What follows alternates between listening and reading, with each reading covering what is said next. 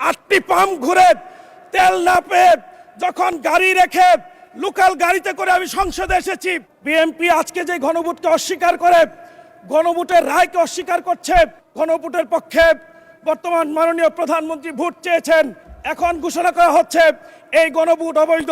যারা জুলাইয়ের সময় রাজপথে ছিলেন না, রক্ত দেননি, তাদের পরিবারকে কেউ জুলাইয়ের সময় শাহাদাত বরণ করেননি, তারা এই জুলাই আন্দোলন চলাকালীন সময়ে সীমান্তের ওপারে 5 স্টার হোটেলে ছিলেন। এ কারণে জুলাইয়ের মর্ম তারা বুঝবেন না। বিএনপি আজকে যে গণভোটকে অস্বীকার করে, গণভোটের রায়কে অস্বীকার করছে, পদে পদে গণভোটের পক্ষে তারা কথা বলেছে। গণভোট ঘোষণা হওয়ার পর, গণভোটের তারিখ ঘোষণা হওয়ার পর সরকার পক্ষ তৎকালীন সরকারকে নানাভাবে অভিনন্দন জানিয়েছিল। গণভোটের পক্ষে বর্তমান মাননীয় প্রধানমন্ত্রী ভোট চেয়েছেন, মানুষকে নানাভাবে এই গণভোটের পক্ষে উৎসাহিত করেছেন।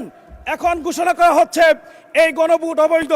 সম্মানিত কাপাসিয়াবাসী সহ আমরা দেশবাসীর পক্ষ থেকে আহ্বান জানাতে চাই, ফ্যাসিবাদী এই আচরণ পরিহার করে দেশের মানুষের পক্ষে গণভোটের রায়কে মেনে নিয়ে অতি দ্রুত জুলাই সংস্কারকে বাস্তবায়নের দিকে এগিয়ে নিয়ে যাওয়া হোক। মাননীয় স্পিকার, যেই জুলাইকে আজকে অস্বীকার করা হচ্ছে, যেই জুলাইকে আজকে পাল্টে দিতে চায়, জুলাই কথা বললে যারা লাফিয়ে উঠেন, সংবিধান দিয়ে যারা জুলাইকে চাপা দিতে চান, যারা জুলাইয়ের সময় রাজপথে ছিলেন না, রক্ত দেননি, তাদের পরিবারকে কেউ জুলাইয়ের সময় শাহাদাত বরণ করেননি, তারা এই জুলাই আন্দোলন চলাকালীন সময়ে সীমান্তের ওপারে 5 স্টার হোটেলে ছিলেন। এ কারণে জুলাইয়ের মর্ম তারা বুঝবেন না। আমি বলতে চাই, the will of the people is the supreme authority. The supreme power of a nation belongs to the people. সুতরাং আমার দেশের মানুষ কনফার্ম করেছে, আমার দেশের সিটিজেন্স এটা কনফার্ম করেছে, এই জুলাই আন্দোলনের চেতনা জুলাই সংস্কার বাস্তবায়নের মধ্য দিয়ে করতে হবে।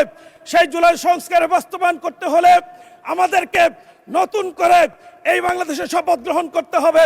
সৌভাগ্যক্রমে আমার নাম সালাউদ্দিন, আমি আমার পক্ষ থেকে নয়, শুধু দেশবাসীর পক্ষ থেকে আহ্বান জানাতে চাই, বাংলাদেশের মানুষের প্রত্যাশা জুলাই সংস্কার বাস্তবায়ন হবে।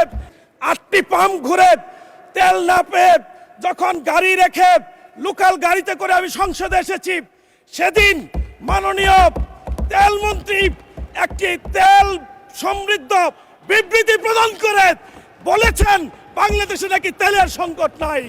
আমি আশ্চর্য হয়েছি, আমি নিজে ঘুরেছি, আমি কে দেখে আসলাম, আর এখানে এসে কি শুনলাম। এখান থেকে বেরিয়ে আমি প্রায় গাজীপুর থেকে নিয়মিত আমি বাসে করে এখানে সংসদে আসি। আমি এখানে রাতের বেলা তেল না পেয়ে আমার গাড়ি রেখে লোকাল গাড়িতে করে 3 ঘন্টায় গাজীপুর গিয়েছি। জায়গায় জায়গায় দেখেছি তেলের জন্য লাইন, তেলের জন্য হাজারি, আর বলা হচ্ছে তেল নাকি নাই। এটা অনেকটা সেরকম, তেলের নাকি সংকট নাই। সম্মানিত কাপাসিয়াবাসী একইভাবে তেলের জন্য বারবার দাঁড়িয়ে আছে।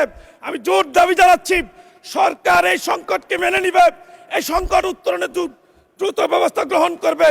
এই বিষয়টি এরকম অনেকটা কাগজে আছে, গোয়ালে নাই। মাননীয় মন্ত্রীর কাগজে বারবার বলেন কোনো সংকট নাই, কিন্তু সংকটের কারণে দেশ আজ বিপর্যস্ত। তেল সংকট নিয়ে মাননীয় প্রধানমন্ত্রী সহ মাননীয় মন্ত্রীবর্গ কথা বলবেন দেশের পক্ষে, দেশের মানুষের পক্ষে।